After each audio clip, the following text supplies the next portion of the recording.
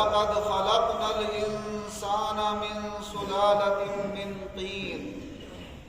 ثُمَّ جَعَلْنَاهُ نُطْفَةً فِي قَرَارٍ مَكِينٍ ثُمَّ خَلَقْنَا النُّطْفَةَ عَلَقَةً فَخَلَقْنَا الْعَلَقَةَ مُضْغَةً فَخَلَقْنَا الْمُضْغَةَ عِظَامًا فَكَسَوْنَا الْعِظَامَ لَحْمًا ثُمَّ أَنشَأْنَاهُ خَلْقًا آخَرَ فَتَبَارَكَ اللَّهُ أَحْسَنُ الْخَالِقِينَ. وقال عز من قائل في مقام آخر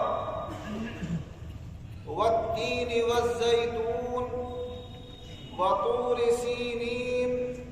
وهذا البلد الأمين لقد خلقنا الإنسان في أحسن تقويم. وقال الله عز من قائل في الحديث القدسي ليس الإنسان كمثل الذي خلقته من لفظ كن وخلقت الإنسان بيدي أو كما قال رسول الله صلى الله عليه وسلم. وقال النبي صلى الله عليه وسلم من عرف نفسه عرف ربه أو كما قال رسول الله صلى الله عليه وسلم. فيا أيها المسلمون نصركم الله أطيعوا الله وأطيعوا الرسول ودوموا على أمره واجتنبوا عن نهيه فَإِنَّ لَكُمْ فِيهِ خَيْرَ الدَّارَيْنِ. حضرات کرام، خطبہ مسنونہ کے بعد قرآن عظیم کی جو مبارک آیتیں تلاوت کی اور حضور نبی اکرم صلی اللہ علیہ وسلم کی حدیث پاک پڑھی، اس میں اللہ تبارک و تعالی تمام انسانوں کو یہ بتانا چاہتا ہے کہ ہم نے جو تمہیں اپنی نعمتیں عطا فرمائی ہیں تم ان پر غور کرتے ہو، ان نعمتوں کو حاصل کرنے کی کوشش کرتے ہو، نعمتیں پا کر اللہ کے شکر گزار بنتے ہو، مگر کچھ نعمتیں وہ ہیں جو ہم نے تمہیں عطا فرمائی ہیں اور ایک نعمت تمہاری خود سراپا ذات ہے کہ ہم نے ان ساری نعمتوں میں تمہاری ذات کو سب سے اعلیٰ نعمت بنایا. وہ فرماتا ہے کہ ہم نے انسان کو کھنکھناتی ہوئی مٹی سے پیدا کیا ہے، پھر ہم نے اس کو رحم مادر میں نطفہ بنا کر ایک مقررہ وقت تک کے لیے رکھا ہے، پھر ہم نے اس نطفے کو ایک خون کے ایک گاڑھے خون میں تبدیل کیا ہے، پھر ہم نے اس گاڑھے خون کو گوشت کے لوتھڑے میں تبدیل کیا ہے، پھر ہم نے اس کو ہڈیوں میں تبدیل کیا ہے، پھر ان ہڈیوں کے اوپر ہم نے پھر سے گوشت چڑھا کر مکمل انسان بنا کر دنیا میں اسے جلوہ گر کیا. ذرا غور تو کرو کہ تمہارا پروردگار کتنا شاندار اپنی اس مخلوق کو بنانے والا اور اس کو پیدا کرنے والا. حضور نبی اکرم صلی اللہ علیہ وسلم ارشاد فرماتے ہیں کہ جب اللہ تعالیٰ نے فرشتوں سے یہ فرمایا کہ میں نے انسان کو اس لیے بنایا ہے تاکہ میں اسے دنیا میں اپنا نائب اور اپنا خلیفہ مقرر کروں، تو فرشتے کہنے لگے اے پروردگار عالم، تو نے ہمارے اندر تو یہ صفت رکھی ہے کہ ہم اچھائیاں ہی اچھائیاں کرتے ہیں، ہم سے کوئی برائی نہیں ہوتی، ہم تو دن رات تیری تعریفیں بیان کرتے رہتے، تیری پاکی بیان کرتے رہتے، اور یہ جو انسان تو نے بنایا ہے اس کا اندازہ تو یہ ہو رہا ہے کہ یہ دنیا میں جب جائیں گے تو آپس میں لڑیں گے، قتل و قتال کریں گے، فتنے اور فساد پیدا کریں گے، کیونکہ انسانوں سے پہلے یہاں جنوں کی آبادی تھی اور وہ جنوں کا یہ عالم دیکھ چکے تھے۔ تو اللہ تبارک و تعالی نے فرمایا انی اعلم ما لا تعلمون، اے فرشتوں میں وہ جانتا ہوں جو تم نہیں جانتے۔ معلوم ہوا کہ ایک چیز کو دیکھ کر دوسری کو اس پر قیاس نہیں کرنا چاہیے، کیا پتا اللہ نے کس میں کیا خوبی رکھی ہے اور کیا کمال رکھا ہے اور کس کے اندر کون سا نقص رکھا ہے، یہ تو حقیقت اللہ ہی جانتا ہے۔ تو اللہ تبارک و تعالی نے فرشتوں کے ان جملوں سے یہ جان لیا کہ یہ کہنا چاہتے ہیں، ہمت تو نہیں ہو رہی ہے میرے سامنے کہ اللہ ان کو خلیفہ کیوں بنا رہا ہے، ہمیں بنا دے خلیفہ، ہم تو دن رات تیری تعریف میں لگے رہتے۔ تو اللہ تعالیٰ نے فرمایا اے فرشتوں تم تو وہ ہو جنہیں میں نے لفظ کن سے پیدا کیا، میں نے کہا ہو جاؤ تو ہو گئے، اور فرمایا یہ انسان وہ ہے جسے میں نے اپنے دستے قدرت سے بنایا، اپنے مبارک ہاتھوں سے اس انسان کو بنایا۔ تو انسان کو اللہ تبارک و تعالی نے اپنے دست قدرت سے بنایا ہے، اور تمام ہر میدان کے عمدہ سے عمدہ کاریگر کوئی بھی بہترین چیز بنا لے، کوئی بہترین مسل تیار کر لے، کوئی مجسمہ تیار کر لے، کوئی کپڑا اور جوتا بہترین بنا لے، لیکن کیا کوئی کاریگر اللہ کا مقابلہ کر سکتا ہے؟ اپنی ساری سمجھ، اپنی فکر اور کوشش کو لگا دے عمدہ سے عمدہ چیز بنانے میں، لیکن اللہ نے بتا دیا کہ میں نے اپنی دست قدرت سے ایک ایسی چیز بنائی ہے جسے کوئی نہیں بنا سکتا۔ اور پورا انسان تو کیا،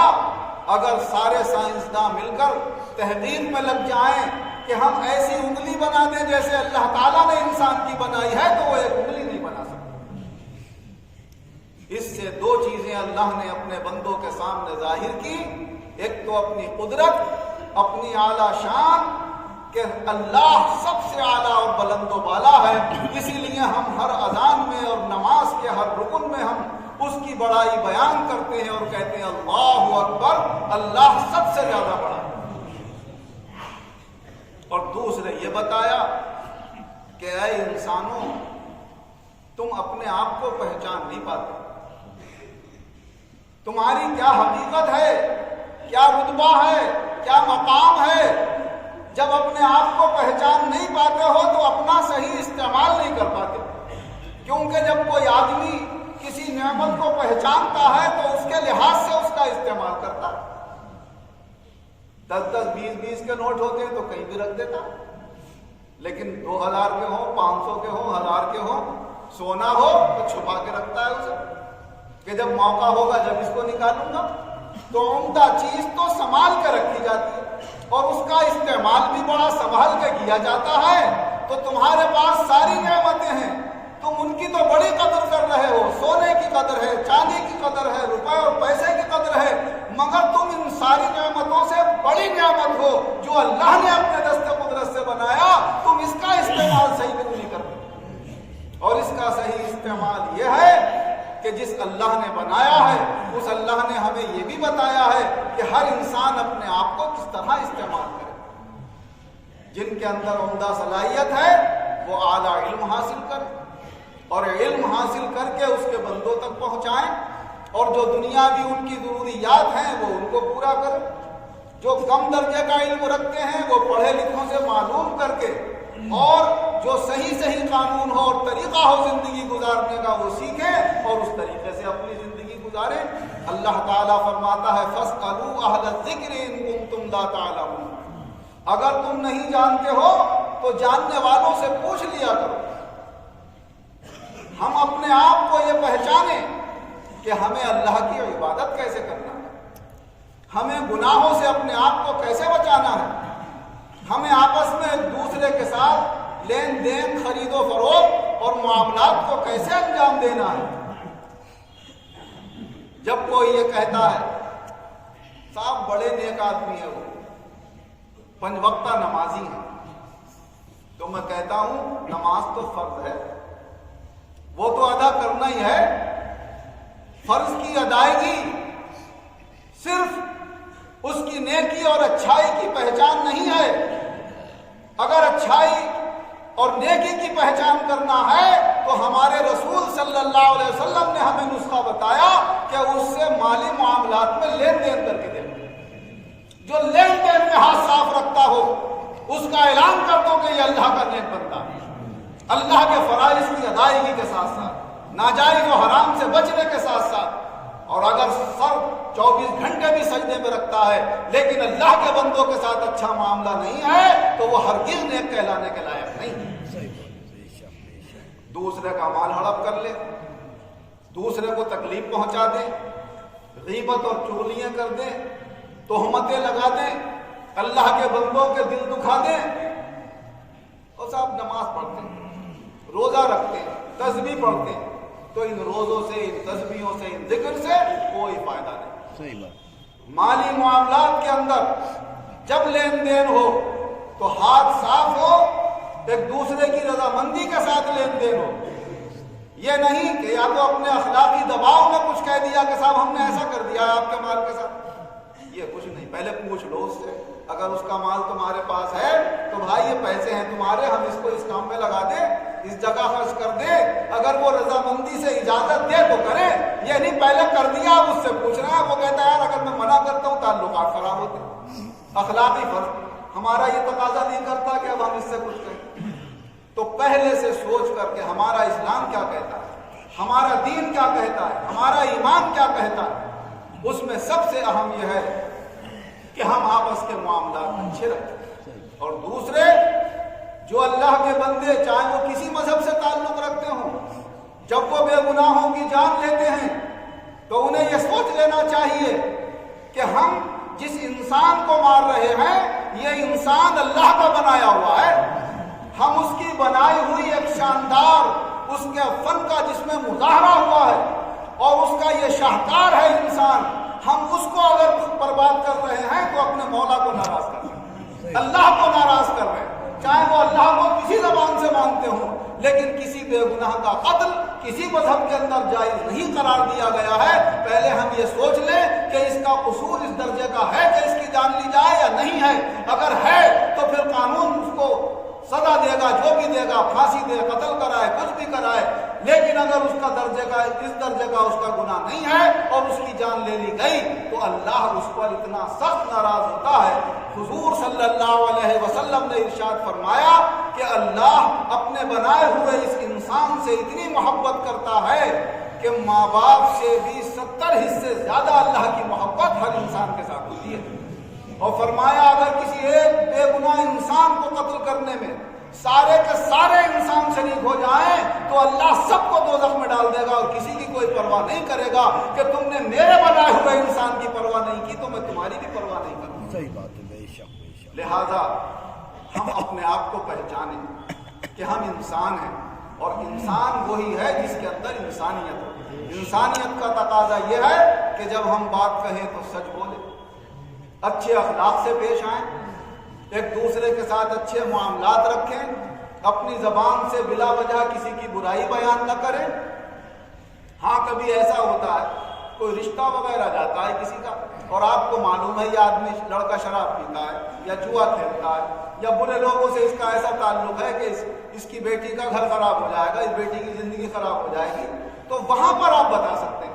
کہ بھائی لڑکے کے اندر اس طرح کی باتیں ہیں، یہ سمجھ لیجئے پہلے۔ اگر اس کے ساتھ باوجود آپ اپنی بیٹی کو دینا چاہتے ہیں تو کوئی غرض کی بات نہیں ہے، لیکن وہ حقیقی بات ہو، تہمت اور الزام نہیں ہونا چاہیے۔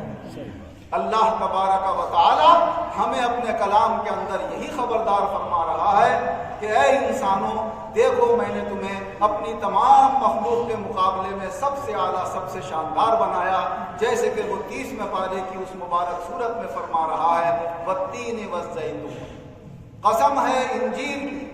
قسم ہے زیتون کی، وطور سینین اور قسم ہے طور پہاڑ کی،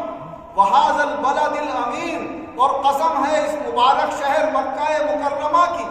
لقد خلقنا الانسان فی احسن تقویم، یقیناً ہم نے انسان انسان کو سب سے زیادہ شاندار بنایا۔ سبحان اللہ۔ 4 چیزوں کی قسم کھا کے اللہ تمہاری شان کو بیان کر رہا ہے کہ ایسی شان والی چیز میری مخلوق میں کوئی نہیں ہے جیسے شان والا میں نے اس انسان کو بنایا۔ تو یہ شان والا اپنی اس شان کو پہچانے اور اپنی شان کو برقرار رکھنے کی کوشش کرے۔ ہماری یہ شان انسانیت والی جبھی برقرار رہے گی کہ ہم قرآن و حدیث کی روشنی میں جائز و ناجائز کو پہچان کر جائز کو اختیار کریں، ناجائز سے بچیں اور آپس کے معاملات کو درست رکھیں۔ کوئی انسان کسی انسان کا بلا وجہ دل نہ دکھائے، تکلیف نہ پہنچائے، ہر ایک دوسرے کے ساتھ اچھے اخلاق سے پیش آئے۔ اللہ تبارک و تعالی قرآن و حدیث کی روشنی میں ہمیں اپنے آپ کو پہچاننے کی بھی توفیق عطا فرمائے، اور جو شان اللہ نے ہمیں انسانیت والی عطا فرمائی ہے اس شان کو برقرار رکھ کے اس میں اور چاند لگانے کی اللہ ہم سب کو توفیق عطا فرمائے۔ آمین۔ بارک اللہ لنا ولکم فی القرآن العظیم۔